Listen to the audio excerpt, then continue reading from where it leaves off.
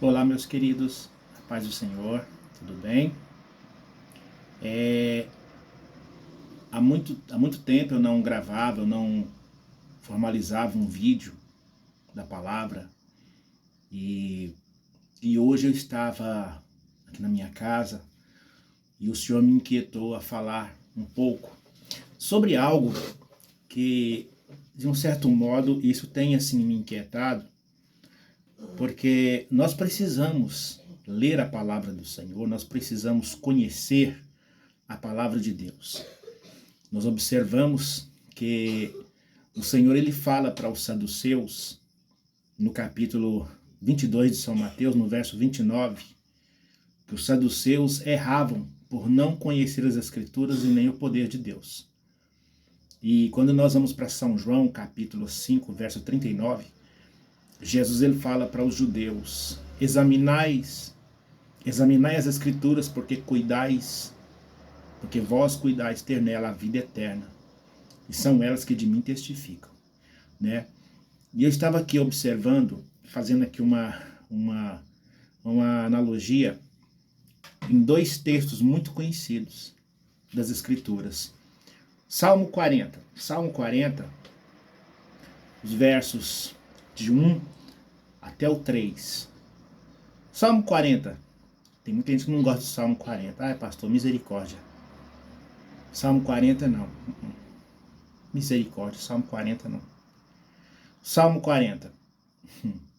Salmo 40, o salmista diz o seguinte: esperei com paciência pelo Senhor, ele se inclinou para mim, ele ouviu o meu clamor, tirou os meus pés de um charco de lodo, pôs os meus pés na rocha, firmou os meus passos. Ele pôs um novo cântico na minha boca, um hino de louvor ao nosso Deus. É isso? E quando nós olhamos para o Salmo 70, pastor, agora vai falar, né? É isso aí, Salmo 70, né? Salmo 70. Salmo 70 diz: apressa-te, ó Deus, em me livrar. Senhor, apressa-te em ajudar-me. E se eu disser para você que às vezes nós não contextualizamos de forma correta aquilo que a gente realmente deseja? Porque o Salmo 70 mostra um crente na prova. O Salmo 70 mostra um crente no deserto. O Salmo 70 mostra um crente na dificuldade. O Salmo 70 mostra um crente na cova dos leões mesmo, passando sufoco. Eu conheci um irmãozinho muito simples, e ele falava assim, que quando o crente é desobediente, o crente só vive debaixo da manguara de Deus, né? Então, enfim, o salmista em questão, o Salmo 70, ele não fala o que é, qual era o processo pelo qual ele estava passando. Ele não fala aquilo que estava acontecendo, aquilo que estava afligindo a sua alma. Ele fez esse pedido: apressa-te, ó Deus. Senhor, apressa-te, põe em marcha. Vamos, Senhor. Sabe, eu me lembro que eu morava numa cidade no interior de Goiás e sempre passava um irmão lá, um novo convertido, né, do Nordeste, e ele passava lá. Aí ele: pastor, o senhor pode me dar uma água? Aí eu ia buscar água, né? Quando eu ia chegando, ia lá: arrocha, arrocha, arrocha. E às vezes nós só faltamos falar isso para Deus, né? Arrocha, arrocha, arrocha. E às vezes nossa dificuldade é tão grande que nós falamos igual os filhos de Corá, no Salmo 44, verso 23. Acorda, Senhor, desperta, porque dormes. Então mostra realmente um crente na dificuldade. Mostra um crente no processo. Mostra um crente realmente vivendo o problema, né? Então, mostra isso aí.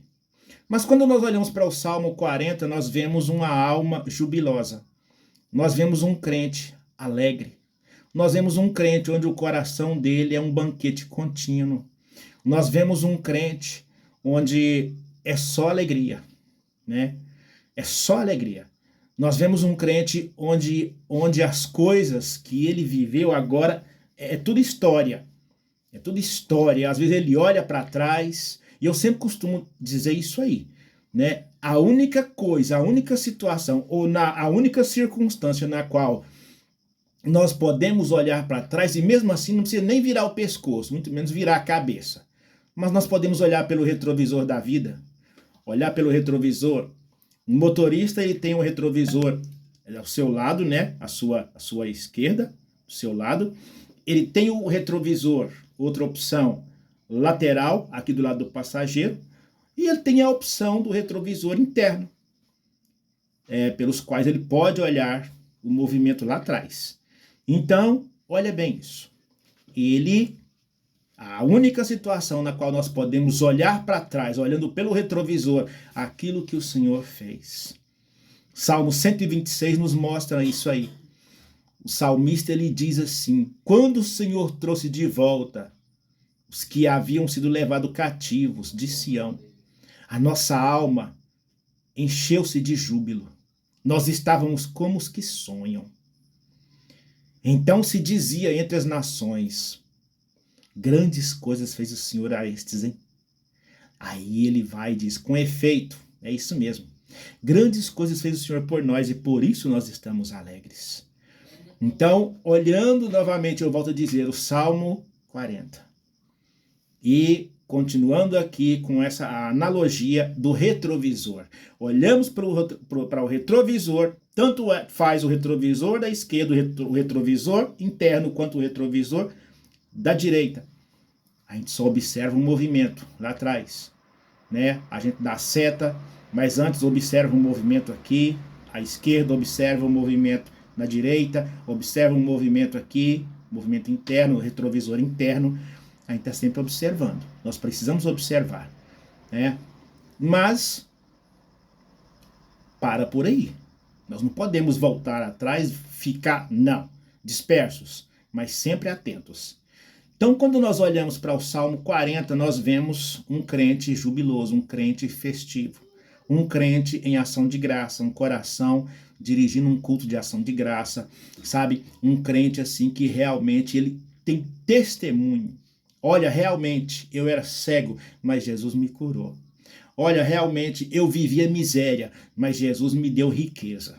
Olha, eu mal tinha o que comer em casa. Hoje eu tenho móveis bons. Hoje Jesus me prosperou. Sabe, eu vivia desempregado. Hoje eu sou empresário. Então o salmista Davi, no Salmo 40, ele conta justamente isso. Esperei com paciência pelo Senhor. Ele se inclinou para mim. Observe que as colocações que Davi faz aqui são 7 colocações. Esperei com paciência pelo Senhor. Está no passado, ele esperou. Ele não está esperando. Esperei com paciência pelo Senhor. Ele se inclinou para mim. Deus se abaixou. Davi, ele fala em um dos seus salmos que Deus se abaixou. Deus se inclinou para mim. Está no passado.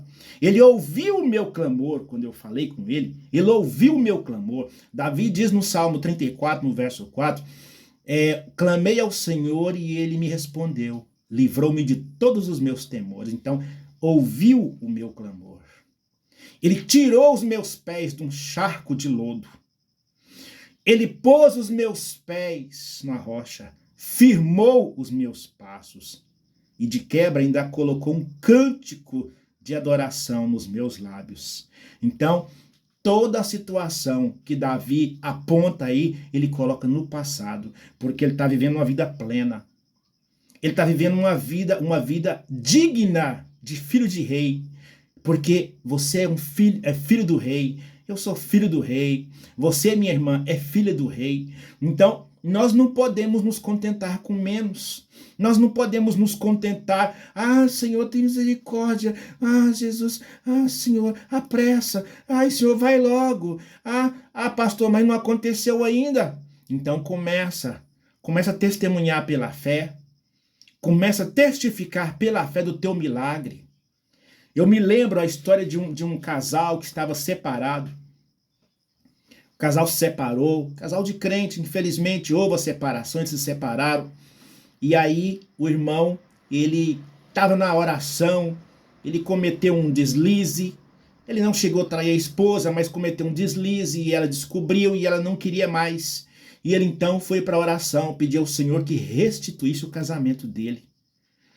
E ora, e passa um mês e passa dois, e ele propôs um certo tempo de jejum e de oração, passou aquele tempo de jejum e oração, estava do mesmo jeito, e ele falou, vou fazer mais tantos dias.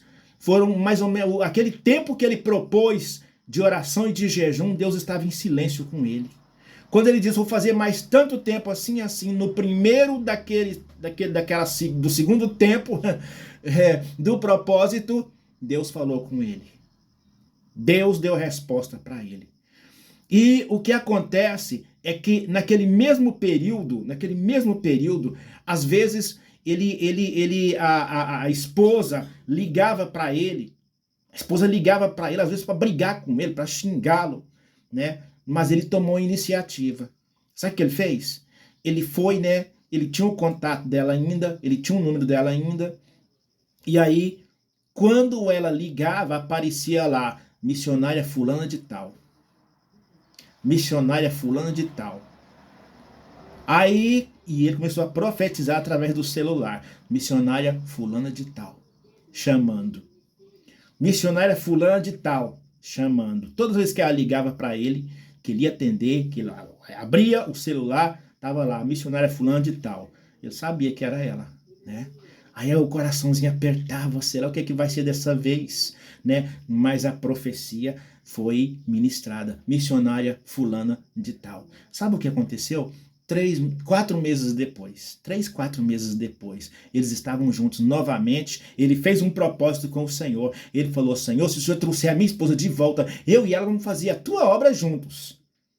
4 meses depois, eles estavam juntos novamente, fazendo a primeira viagem missionária. Então é profetizar. Então é determinar no nome de Jesus, não é determinar no seu nome, não.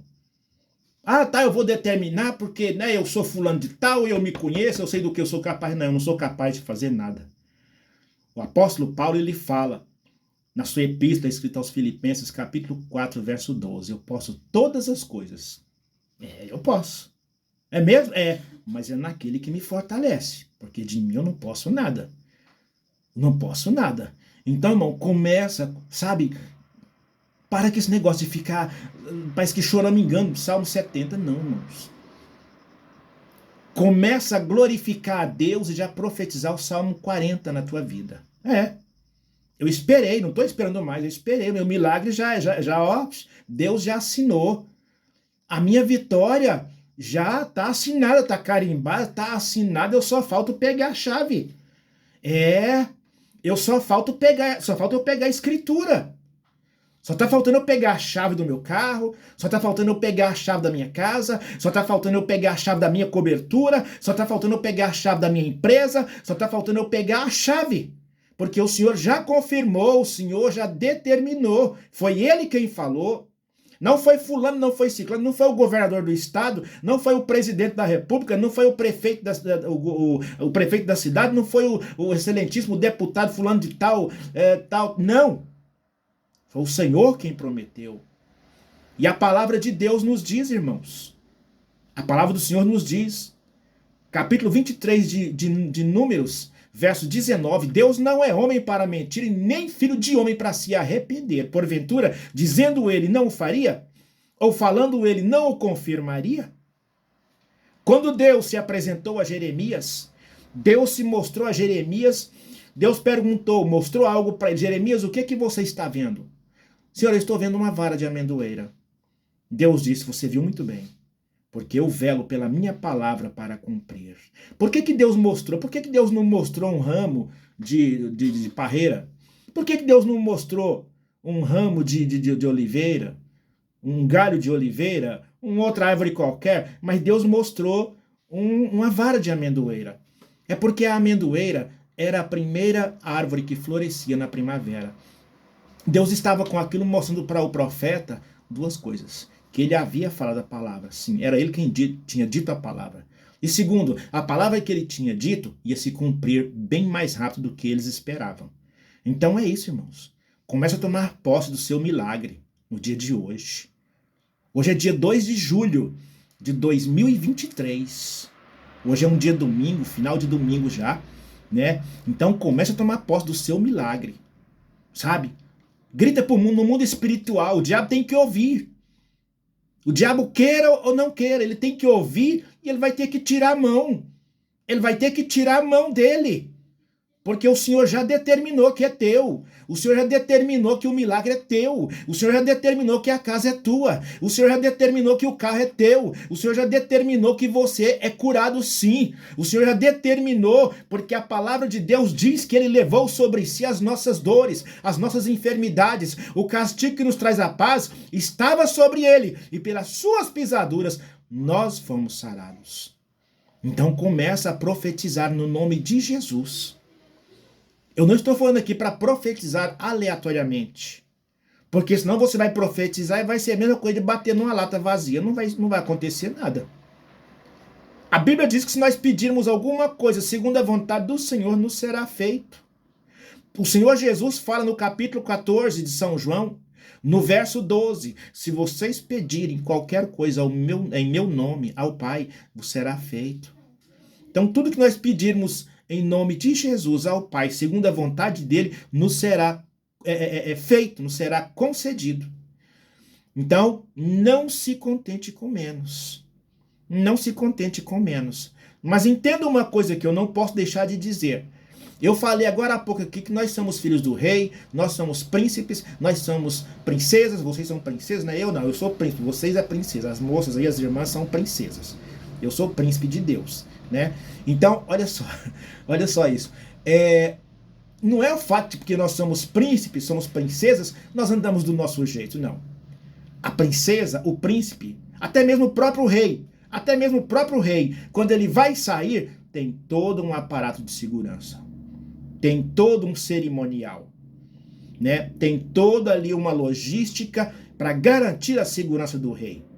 Então, um príncipe, uma princesa que se preze, não sai de qualquer maneira. Ele não sai tarde da noite às escondidas. Ele não sai tarde da noite, sabe? Eu vou só ali agora. Não, não tem esse negócio. Não tem esse negócio. Então, irmãos, vamos vigiar. A palavra do Senhor nos diz em Apocalipse, no capítulo 3, verso 10. Guarda o que tens, para que ninguém tome a tua coroa. Então Deus tem promessa para mim, Deus tem promessa para você. Então não vamos perder a nossa vitória por uma aventura. Não vamos perder a nossa bênção, sabe, por um pequeno descuido. Então vamos vigiar. Vamos vigiar. E mais uma vez eu digo, toma posse da tua vitória. Toma posse da tua bênção. Em nome de Jesus. Amém? Amém? Que Deus te abençoe. Quem está falando com vocês, pastor Valdeli R. Vieira, de Joinville, Santa Catarina, Brasil. Deus abençoe em nome de Jesus a todos nós. Abraços.